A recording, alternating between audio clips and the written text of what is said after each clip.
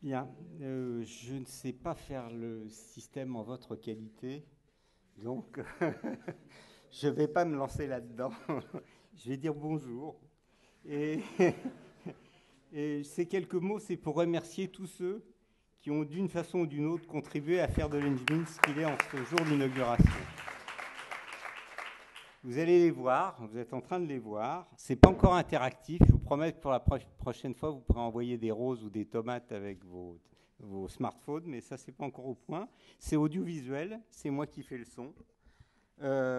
Et c'est organisé dans un désordre qui m'a rappelé une période de ma carrière où j'étais galeriste et où je faisais des accrochages.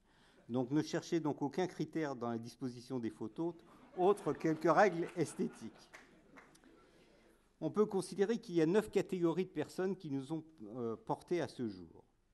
J'ai commencé par les porteurs de projets, sont ceux qui ont cru, dès les années 90, qu'il fallait une école des médias interactifs en France, parce que c'est à la fois un enjeu économique, mais celui qu'on appelle aujourd'hui la société du numérique, ça n'existait pas à l'époque, mais l'enjeu politique aussi de la communication de demain. Et ces gens-là, c'est ce que j'appelle les entrepreneurs de la République, puisque j'ai de quoi les... L'actualité au jour le jour, de la ville intelligente aux objets connectés, en passant par le piratage de Sony par la Corée du Nord, montre que ces pionniers avaient raison. Les facilitateurs, ensuite, c'est-à-dire ceux qui sont allés voir le Premier ministre, la présidente de région, le président du Conseil général et toutes les personnes qui pouvaient défendre et justifier et faciliter le projet. Les industriels du jeu et des médias interactifs, des plus grands aux plus petits, des multinationales aux start-up charentaises et leurs syndicats, le SNJV et le CEL, font pour moi partie de cette catégorie. Le troisième groupe est constitué des politiques au sens noble de ce terme, ceux qui ont décidé créer les conditions légales, structurelles et financières de l'existence de l'Engmin. Ils ne sont pas dans ces slides, leurs structures sont représentées ici et ils ont eu le rôle difficile de choisir ce projet parmi beaucoup d'autres. Les enseignants me semblent avoir ici une fonction exceptionnelle. Créer, faire vivre et évoluer des formations dans le domaine du jeu vidéo nécessitait de remettre en cause des habitudes historiques. La pluridisciplinarité, la formation par le projet, la collaboration constante entre les enseignants sont ici la règle. On a coutume de dire qu'en France, on ne change pas les habitudes. Nous avons ici la preuve du contraire.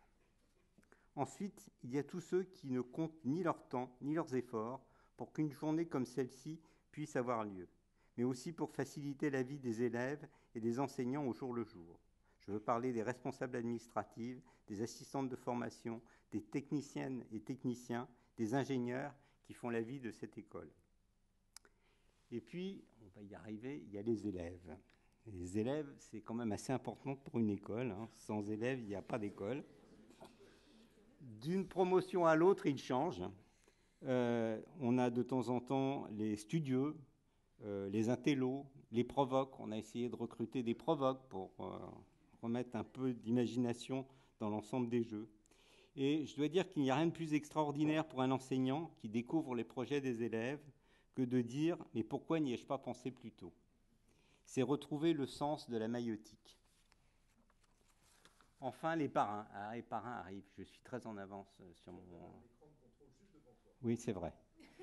Je ne suis pas très observateur. Voilà, les parrains arrivent, les uns derrière les autres, du premier Frédéric Rénal jusqu'au dernier qui sera le parrain de cette année, Patrice Desilets.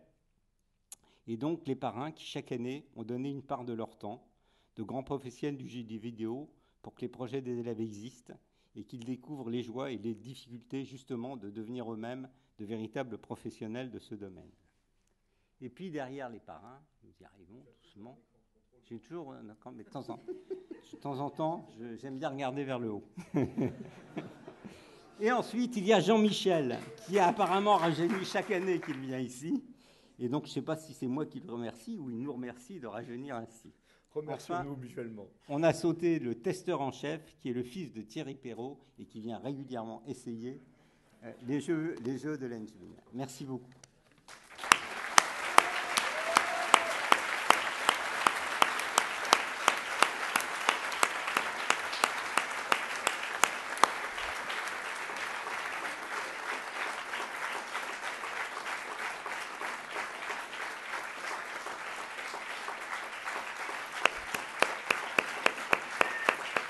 j'ai oublié de remercier, nous l'avons vu, toutes les sociétés angoumoisines qui nous ont aidés à cette inauguration et dont vous pourrez découvrir la collaboration avec les élèves de l'ENJMIN dans les différents ateliers qui se trouvent dans l'ensemble du bâtiment.